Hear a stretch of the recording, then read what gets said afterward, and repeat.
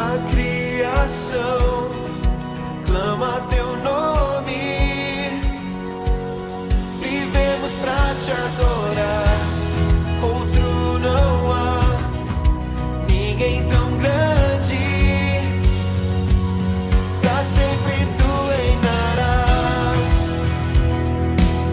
pra sempre tu reinarás. Deus Todo-Poderoso, cantamos teu amor glorioso. Tu brilhas mais que as estrelas, oh, não há nada igual. Deus Todo-Poderoso, cantamos teu amor glorioso.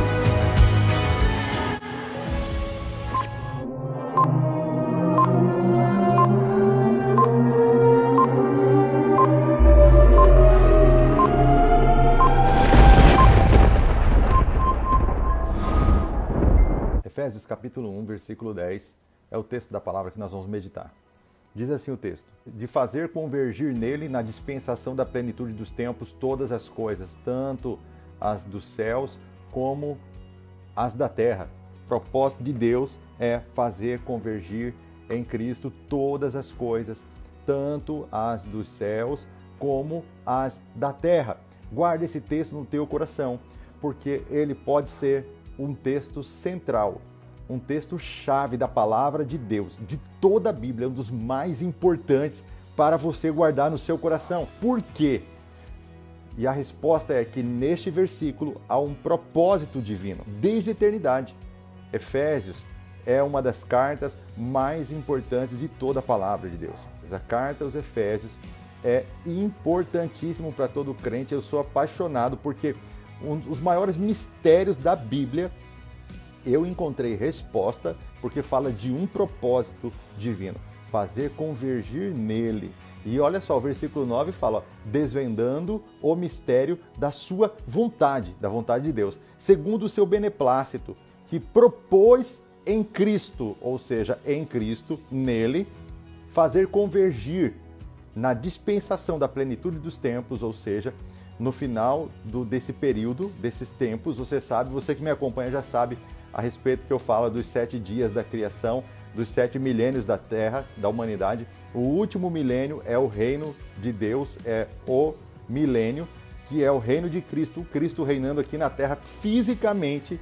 Então, essa é a dispensação dos tempos, é a plenitude dos tempos, em que todas as coisas vão se convergir nele. Adão, Eva, Deus se comunicavam numa ligação, não havia uma ruptura, não havia uma separação entre céu e terra, não havia uma separação entre espiritual e material, secular e aquilo que é divino, não existia isso.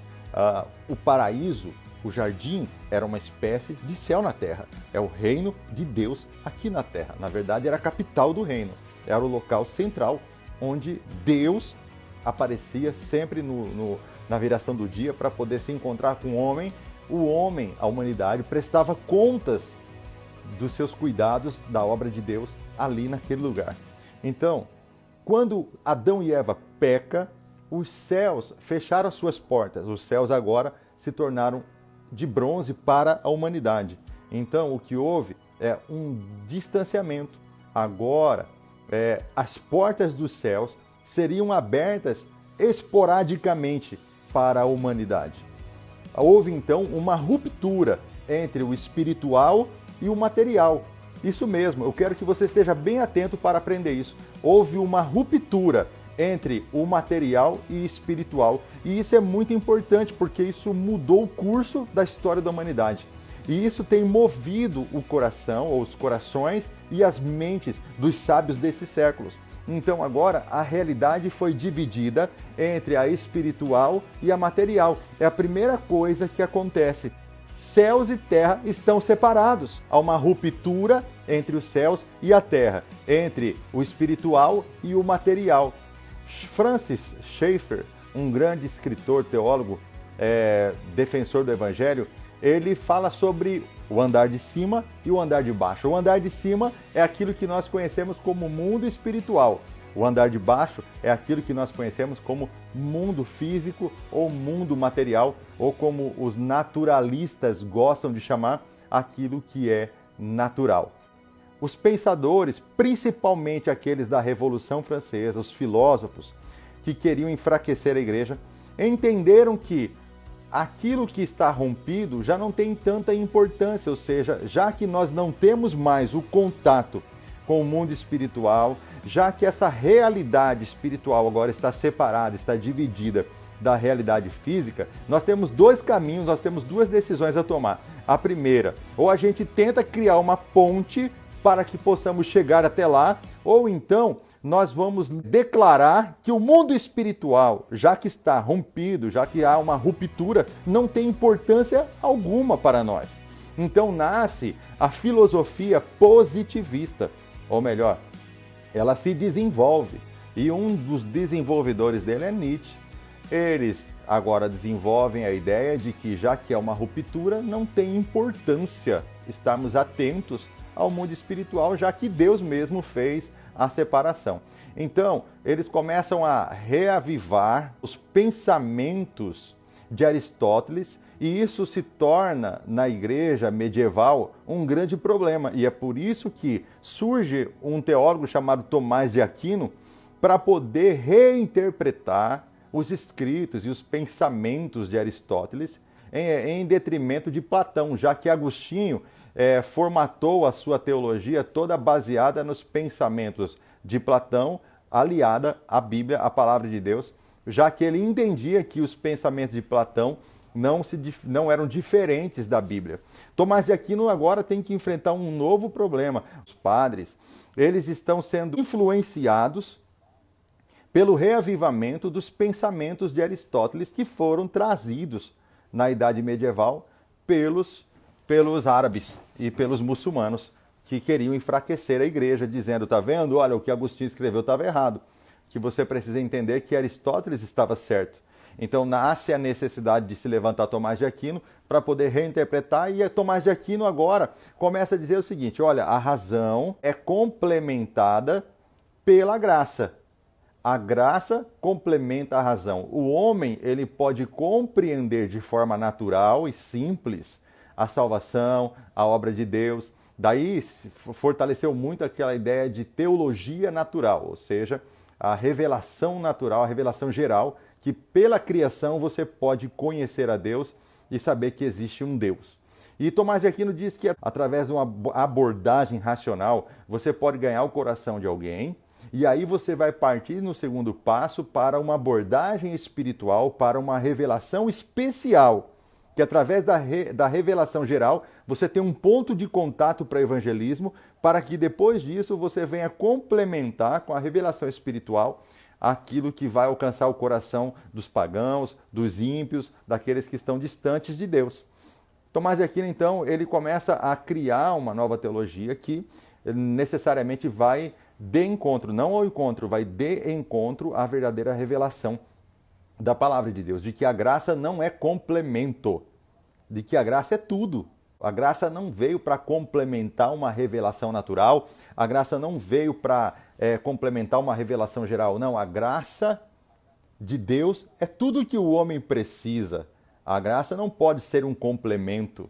A revelação natural pode ser um complemento, não a graça. Ok, então se o primeiro caso das pessoas é tentar criar uma ponte e por causa disso nascem as religiões, então o homem, desde Adão, vem procurando colocar vestes para si na tentativa de se conectar novamente com os céus, de romper com esse abismo, com esse ato, com essa ruptura. Veja, Caim toma uma atitude um pouco diferente. Ele entende, já que eu pequei e eu estou em pecado, então pelo menos que me libere para que eu possa viver minha vida longe de ti. Ele disse, apenas não permitam que me matem.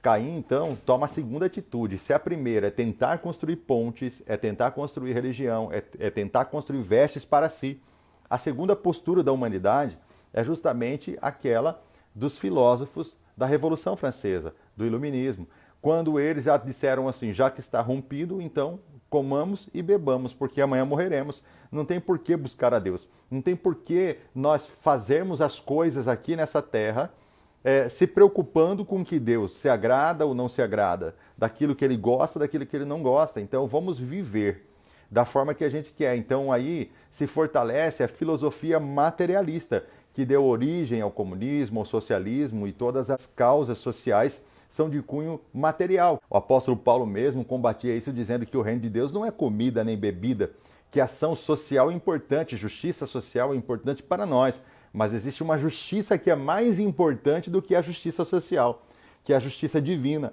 que é a justificação pela fé, que é alcançada pela graça, pelo sangue de Jesus Cristo.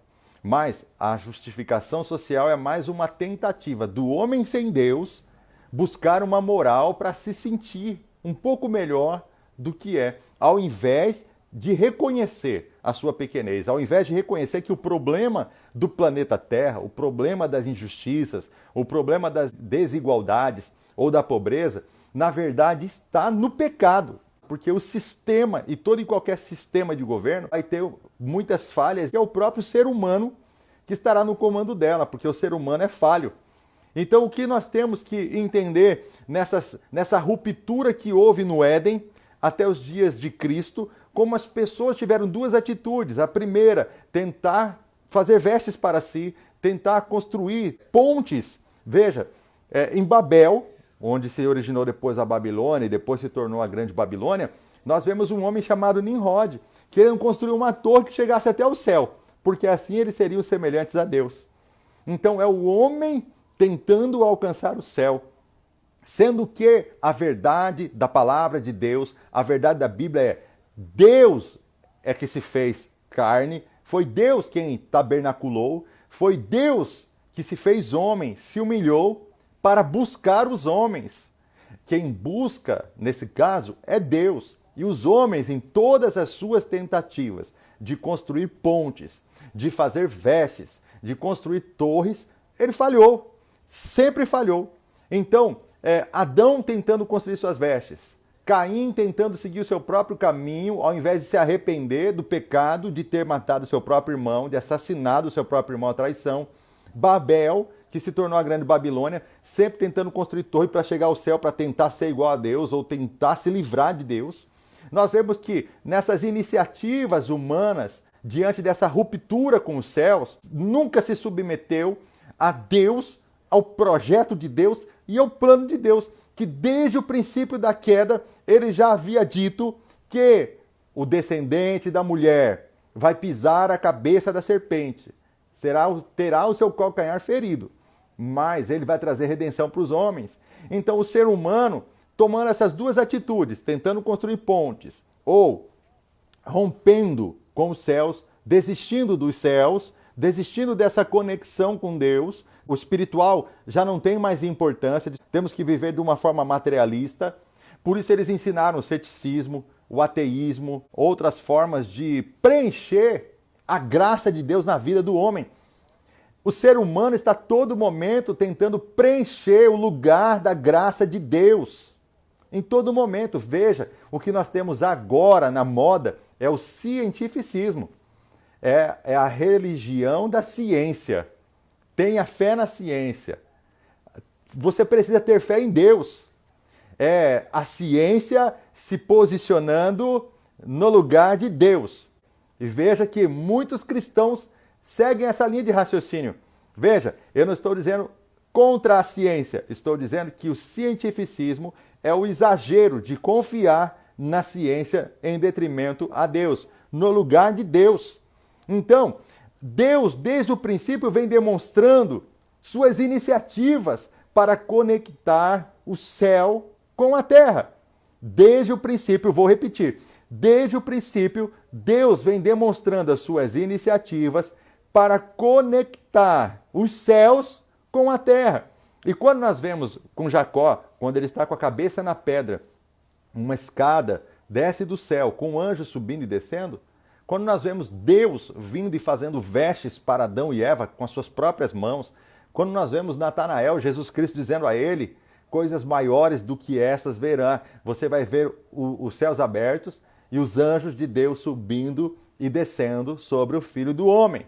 Quando nós vemos Jesus Cristo dizendo, Pai nosso que estás nos céus, santificado seja o vosso nome, venha a nós o vosso reino. Não é o ser humano que tem que ter essa iniciativa de ir ao céu, mas é o céu que tem que ter a iniciativa de vir à terra. Em todo momento nós vemos o Senhor tendo a sua iniciativa de vir à terra. Então, essa dispensação, essa plenitude de tempos que está escrito aqui em Efésios capítulo 1, versículo 10, de fazer convergir nele. Nele quem? Em Cristo. É Cristo a ponte que liga o céu e a terra, ou seja, Cristo é o pontífice máximos. Então, não há um pontífice que seja maior do que a Cristo, nem há outro. Na verdade, ele é a ponte que liga céus e terra. Ninguém pode subir ao céu senão aquele que desceu, ou seja, Cristo, na dispensação da plenitude dos tempos, para fazer todas as coisas convergirem nele, tanto as que estão nos céus, quanto as que estão na terra. Isso nos fala muito claramente a respeito do que Jesus Cristo disse em João capítulo 15, quando ele diz assim, sem mim nada podeis fazer. Aqueles que tentam fazer pontes entre céu e terra, ou aqueles que estão lutando para tirar o coração dos homens dos céus, essas pessoas não fazem a obra de Cristo. E Jesus Cristo disse, se você quiser fazer os céus e a terra se conectarem novamente, que você precisa estar ligado na videira. É só através de Cristo. Não há outra forma, porque de qualquer outra forma são obras mortas. Através de justiça social, obras mortas. Através das obras, obras mortas. Não há como conectar céus e terra. Não há como haver conciliação entre céus e terra, se não for através de Cristo. A ciência não pode fazer isso. O cientificismo não pode fazer isso. O comunismo não pode fazer isso. O socialismo não pode fazer isso. O capitalismo não pode fazer isso. Só Cristo pode fazer isso. Os pensadores desses séculos pensaram assim, já que há uma ruptura entre céus e terra, nós vamos agora viver num mundo materialista, buscando as coisas aqui dessa terra, comida e bebida, uma moral, uma justiça social. Então, o que Deus está dizendo? Que haverá um tempo em que todas as coisas serão novamente conectadas. E esse tempo será na plenitude. Mas essa plenitude, nós não devemos esperar por ela para conectar céus e terra. Nós temos que entender que céus e terra podem ser conectados através da igreja. Porque a igreja é o corpo de Cristo. Cristo é o cabeça da igreja. A igreja é o corpo de Cristo. A igreja é o corpo de Cristo. Então a igreja tem o poder de trazer Cristo na terra. A igreja tem o poder de fazer o céu descer na terra. Então, todas as vezes que a igreja exerce o seu poder espiritual, que está no nome de Jesus, através da palavra de Deus e principalmente aí através do Espírito Santo, a igreja consegue conectar céus e terra. Os céus, que é de bronze, ele tem um portal aberto sobre a cabeça. E a cabeça de quem? Sobre a cabeça de Cristo. Cristo é a cabeça da igreja. Então a igreja tem total conexão com os céus. Onde Cristo está assentado? Nos céus. E aonde a igreja está assentada? Com Cristo nos lugares ou nas regiões celestiais. Nós estamos assentados em Cristo nas regiões celestiais. Significa que céus e terra se conectam novamente através do corpo de Cristo. E é por isso que aquele que está em Cristo, ou seja, está no corpo de Cristo, nenhuma maldição há. É por isso que Jesus disse, quem não beber do meu sangue, não comer da minha carne, não pode herdar o reino de Deus. Quando nós entendemos que o reino de Deus não é comida nem bebida, mas é alegria, paz, é justiça, então nós conectamos céus e terra novamente. Porque essa terra não está completamente em trevas? Porque há um povo chamado igreja, chamado eclésia, há um povo chamado carral, que conecta céus e terra. E ainda há os remanescentes de Deus.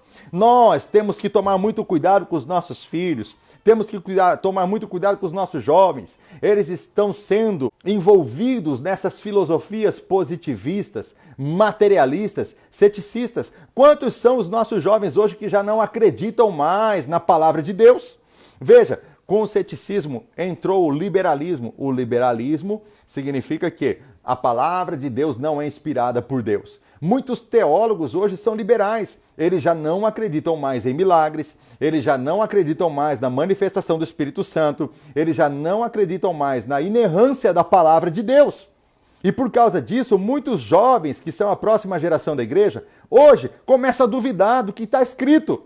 Então, o outro dia eu estava conversando com alguns adolescentes e eles estavam duvidando do valor sagrado da Santa Ceia do Senhor. Estavam me dizendo que era algo cultural. Por quê? Provavelmente contato na faculdade e contato com teólogos liberais. Então, começam agora a relativizar a palavra de Deus, começam a relativizar os mandamentos do Senhor, já não dão mais valor aos mandamentos sagrados da palavra de Deus. Já não tem mais como inerrantes as escrituras sagradas que é a palavra de Deus. Já não crê mais que Jesus Cristo realmente foi 100% homem, 100% Deus. Nós temos que tomar muito cuidado com toda essa teologia positivista que continua insistindo em separar céus e terra. E eles sabem que o único oponente, a única barreira, a última barreira para que eles tenham sucesso é a igreja. Então eles querem calar a igreja de todas as formas, com o politicamente correto. Eles querem impedir o culto, eles querem impedir que as pessoas se reúnem, eles querem calar os pastores, mas mais do que nunca os pastores precisam abrir os seus lábios.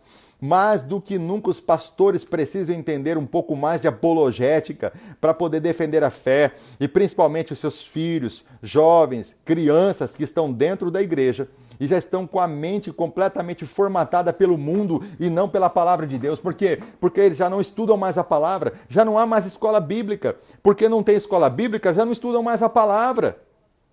Eu me lembro, quando todas as vezes que eu tentei levar os jovens para a escola bíblica, que dificuldade que era. Mas se tiver uma palavra, ou uma palestra de um filósofo ateu, eles estão preparados para pagar ingresso para ir, para ouvir, como se o que eles estão ensinando fosse algo de muito valor, de muita inteligência.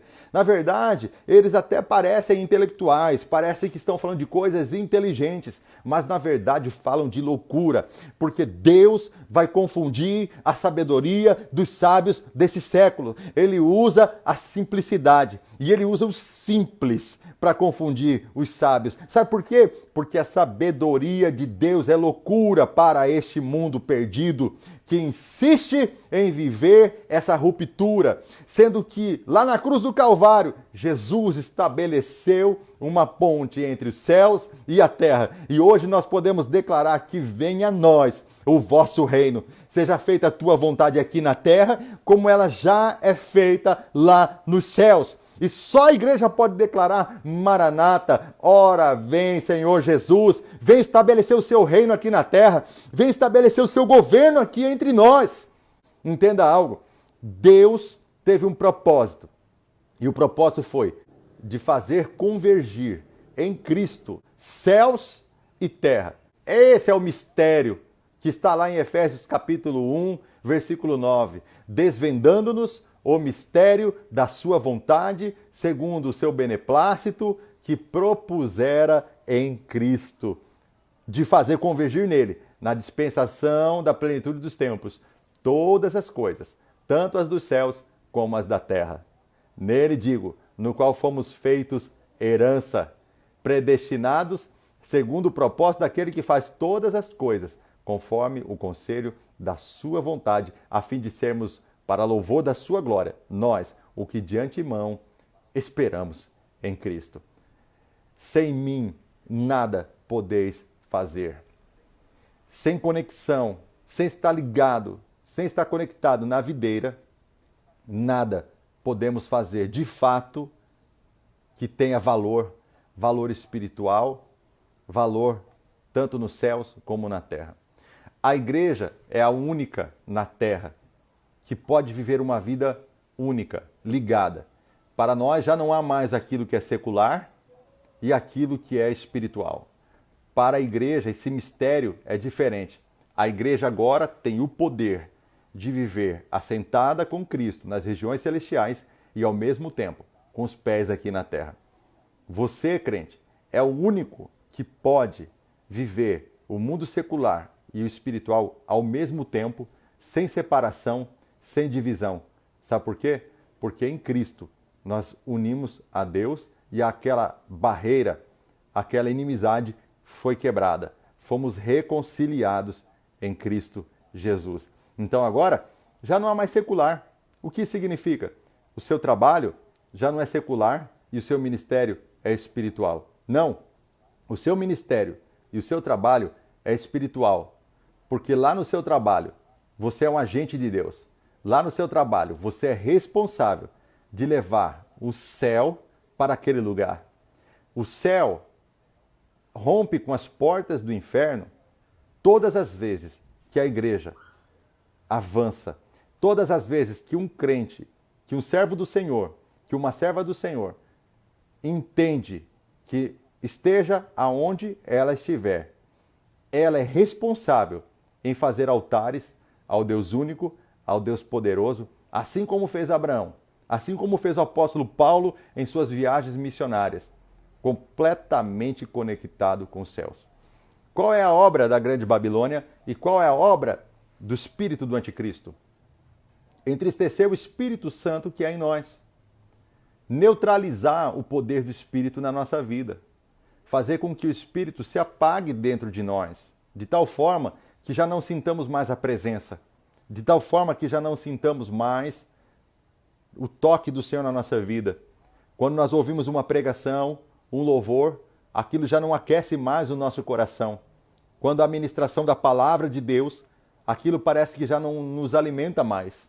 Houve uma ruptura entre você e a videira verdadeira, entre o céu e a sua vida. Quem é que faz isso? O espírito do anticristo. O espírito do anticristo tem a função de neutralizar o crente, para que o crente não faça com que o reino de Deus avance sobre a terra. Já que o reino de Deus é como um grão de mostarda, que é o menor grão, mas depois que cresce se torna o maior pé de árvore, assim também é o crente. Ele é responsável em ser a semente de Deus aqui na terra para a evangelização, para o avanço do reino, para que a vontade de Deus seja feita aqui na terra como ela é feita no céu. Quem sabe você que me ouve hoje, quem sabe você que me assiste agora, tem se sentido neutralizado, tem se sentido neutralizada. Você tem caído num esfriamento. Há muito tempo você não sabe o que é arrepiar e sentir a presença de Deus. Há muito tempo você não sente mais o Espírito Santo falando com você. Quanto tempo você está orando e você não tem ouvido a resposta de Deus? Deus tem falado. Você que tem agravado os seus ouvidos e não consegue ouvir. É a neutralização do espírito do anticristo na sua vida, mas nós repreendemos isso agora em o nome do Senhor Jesus Cristo.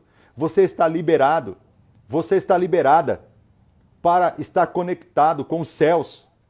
Nada pode impedir você, se você entender que o Espírito Santo, o Consolador, o Paracleto, está aqui ao nosso lado, dentro de nós, habitando em nós, pronto para uma reconciliação, para que ele seja ativado em nós, que o Espírito Santo seja ativado novamente em você, que você volte a ouvir a presença, a voz de Deus, volte a sentir a presença de Deus, que você seja novamente conectado com o Espírito Santo de Deus, que esse rompimento, que esse abismo entre você e Deus caia por terra, que a sua vida seja um paraíso, conforme foi a vida de Adão e Eva antes da queda e conforme será a igreja e serão os salvos depois da restauração desse mundo.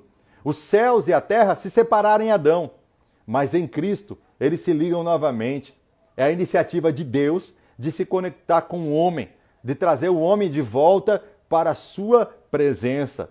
Agora nossa vida é o paraíso de Deus. Agora nós somos a árvore do conhecimento do bem e do mal e somos também os portadores do fruto da vida que está em Cristo Jesus em nós. Agora estão sendo abertas portas dos céus sobre a nossa vida. E aquela ruptura entre o espiritual e o material está caindo por terra agora. Você precisa se posicionar. Se posicione. Não permita que alguém coloque na sua mente essa divisão de realidades.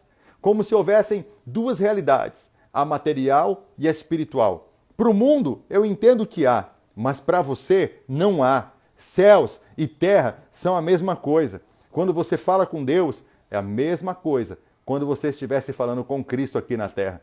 Quando você fala em oração com Deus, é a mesma coisa que você estaria conversando com uma pessoa aqui na terra. Como disse Francis Schaeffer, eles dividiram o andar de cima com o andar de baixo. E como eles sabem que houve a ruptura no Éden, agora eles não dão valor às coisas espirituais ao andar de cima. Eles são materialistas, naturalistas, ceticistas, eles são ateístas porque eles querem viver somente a realidade aqui na terra. Mas lembre-se, Jesus Cristo disse, sem mim nada podeis fazer. E sem mim significa estar conectado na videira verdadeira. Se você estava afastado, está na hora novamente de você se conectar. Volte a se conectar. Volte a ter contato novamente. Ei, o andar de baixo e o andar de cima já não estão mais separados. Há uma ponte entre nós. E essa ponte se chama Jesus. Não há duas realidades agora. Agora apenas uma realidade. Céus e terra conectados. Eu posso orar por você? Eu quero orar por você. Eu não sei que esfriamento vocês estavam vivendo ou você poderia estar sofrendo ataque do espírito do anticristo aqui na terra. Quero orar por vocês nesse momento para que essa conexão entre céus e terra, ela seja uma realidade. Lembre-se, os filósofos desse tempo são materialistas, naturalistas. Eles querem dividir céus e terra. Toda a filosofia deles é para isso. Infelizmente, muitos homens enveredaram por esse caminho. Homens sábios, até mesmo que foram filhos de pastores, como Freud, como Nietzsche, entre outras pessoas que conheceram o Evangelho e caíram nesse engodo. Mas nós sabemos que a sabedoria deles é loucura para Deus. Céus e terra conectados. Não há divisão e nem barreira. O céu não é de bronze mais para você. O céu estão com as janelas abertas. Lembre-se, nós estamos assentados em lugares celestiais em Cristo Jesus. Você não é apenas cidadão da terra. Você é cidadão dos céus. Você é cidadã da terra. Vamos orar então? Vamos lá? Pai, nós oramos em nome de Jesus, porque nós entendemos agora que o teu propósito, o mistério que foi revelado, é de fazer convergir em Cristo céus e terra. Porque somente quem está conectado na videira verdadeira, quem está ligado aos céus, é que pode fazer a obra do Senhor. É que pode fazer coisas relevantes nessa terra. Por isso eu peço ao Senhor que cada pessoa aqui, que está me assistindo agora, se houve alguma ruptura, se houve algum esfriamento, se de alguma forma houve uma neutralização da vida dela, espiritual, de tal maneira que ela está vivendo uma vida apenas terrena, apenas natural, e não espiritual, e não sobrenatural. Conecte novamente essa pessoa ao sobrenatural. Eu te peço, Pai, em nome de Jesus, que você seja agora conectado novamente na videira, em Cristo. E agora você vai fazer obras maiores do que Cristo fez. Todo esfriamento, toda neutralização que você estava vivendo, eu estou quebrando agora em nome de Jesus. Estou agora ativando o Espírito Santo em você. Seja cheio, seja cheia do Espírito Santo de Deus. Em nome de Jesus. Você pode dizer amém aí onde você está me assistindo? Amém? Glória a Deus, glória a Deus. Eu vou publicar aí no Face, no Instagram, avisando quando será o culto semanal, tá bom? Você que deseja, lembre-se sempre, você que é dizimista, continue dizimista na igreja que você congrega. Mas se você deseja ofertar na minha vida, eu vou colocar na descrição aí o link com o endereço da minha conta. Lembre-se que eu sou um servo do Senhor, tenho consagrado a minha vida para isso, e o apóstolo Paulo Jesus Cristo disse que digno é o obreiro do seu trabalho. E eu tenho trabalhado, estudado, orado pela sua vida, pela palavra de Deus, tenho me preparado para isso e eu sei que sou digno dessa honra. Então, você que deseja ofertar no meu ministério, não importa o valor, não se preocupe com quantidade, o importante é a qualidade. Eu vou deixar na descrição aí o QR Code para você simplesmente fazer a leitura, ou vou deixar o número da conta e até mesmo um link que vai levar você a um boleto ou a minha conta para você fazer a transferência. Deus abençoe a sua vida, a sua casa, a sua família. Você que tem um pedido de oração, deixe na descrição aí, deixa aí nos comentários, nós estaremos orando por você. Hoje a minha esposa, a pastora Graciela, não pôde estar comigo aqui agora porque ela está cuidando da bebê. Para o próximo culto estaremos fazendo juntos o próximo culto. Teremos louvor, vai ser uma bênção, viu? Será um culto mesmo, tá bom? Deus abençoe sua vida, sua casa, em nome de Jesus. Conto com você no próximo culto. Deus abençoe. Um abraço, gente. Fique com Deus. A criação